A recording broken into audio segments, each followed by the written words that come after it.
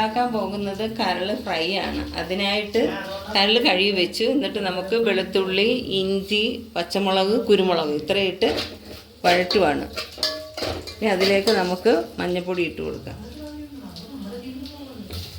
മഞ്ഞൾപ്പൊടി ഇട്ട് കൊടുത്ത് മുളക് പൊടി ഇട്ട് കൊടുത്ത് നമുക്ക് കുറച്ച് മതി. കരളായതുകൊണ്ട് നമുക്ക് കുറച്ച് മതി. അപ്പോൾ അല്ലാത്ത ചില്ലി പൗഡറാണെന്ന് ഇടുന്നത്. കാശ്മീർ ചില്ലി പൗഡർ എടുത്ത് അല്ലാത്ത ചില്ലി പൗഡർ 1 സ്പൂൺ. അങ്ങനെ 2 സ്പൂൺ മുളക് പൊടിയെ 2 കൂടെ ചേർത്തിട്ടുള്ളൂ. ഒരുപാട് എരിവ് നമുക്ക് കരൾ ഫ്രൈക്ക് വേണ്ട. അതിനായിട്ട് ഇനി മല്ലിപ്പൊടി 2 സ്പൂൺ ഇട്ട് കൊടുക്കാം.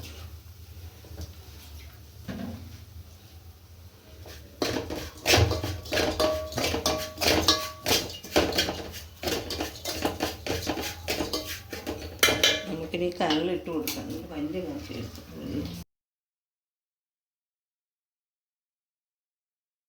ഡയറക്റ്റായിട്ട് ഇട്ട് കൊടുക്കുന്നത്. ഡയറക്റ്റായിട്ട് ഇട്ട് ഉള്ളിയും കൂടി ഇടുമ്പോഴത്തേന് ഇത് അടിക്ക് പിടിച്ച് നമ്മൾ കരിഞ്ഞു പോകും. അപ്പം ഉള്ളി നമ്മൾ വേറെ വഴറ്റി അതിനകത്തോട്ട് ഈ കരൾ വേവിച്ചത് തട്ടുക. തട്ടിയിട്ട് പിന്നെ നമ്മൾ നല്ലപോലെ വഴറ്റി ഇട്ട് കൊടുക്കുക.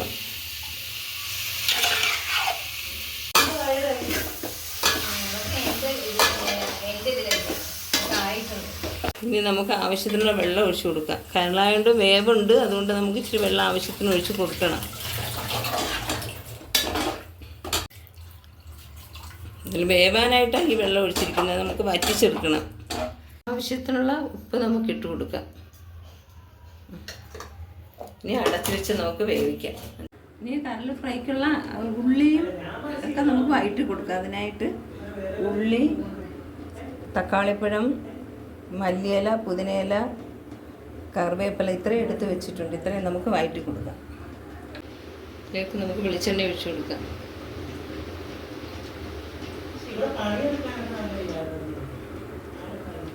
കടുകിടും. കടുകിടും, പക്ഷെ നമ്മൾ കടുക് അങ്ങനെ ഇടത്തില്ല. ഉള്ളി ഇട്ട് കൊടുക്കാം.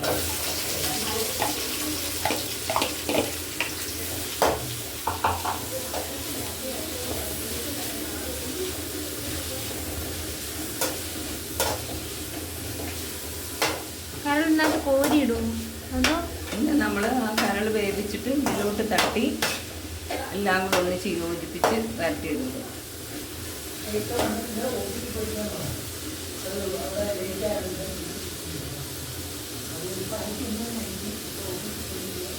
നമുക്ക് തക്കാളിപ്പഴവും മല്ലിയിലയെല്ലാം അതിനകത്തോട്ട് ഇട്ട് കൊടുക്കാം.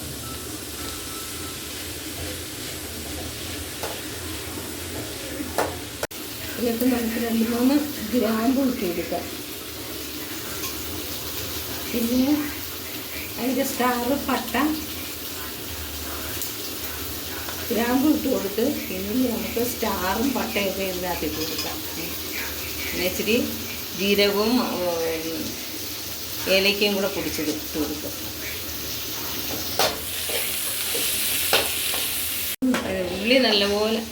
ഉള്ളി നല്ലോണം വഴണ്ട് കഴിഞ്ഞ് നമുക്ക് അതിലേക്ക് വേവിച്ച് വെച്ച ലിവർ ഇട്ട് കൊടുക്കാം. ലിവർ ഫ്രൈ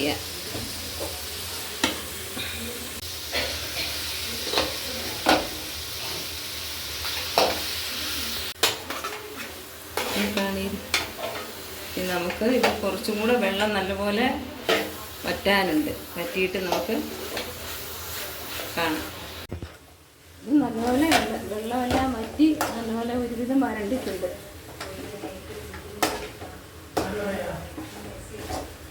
നമുക്ക് പാത്രത്തിലേക്ക് ഇത് മാറ്റാം.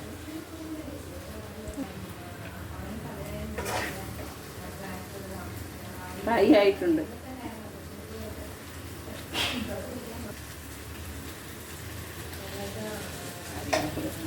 ഇഷ്ടമായിട്ടുണ്ടെങ്കിൽ ലൈക്ക് ചെയ്യുക, കമൻറ്റ് ചെയ്യുക, സബ്സ്ക്രൈബ് ചെയ്യുക. മറക്കരുത്, ലൈക്ക് ചെയ്യാൻ മറക്കരുത്.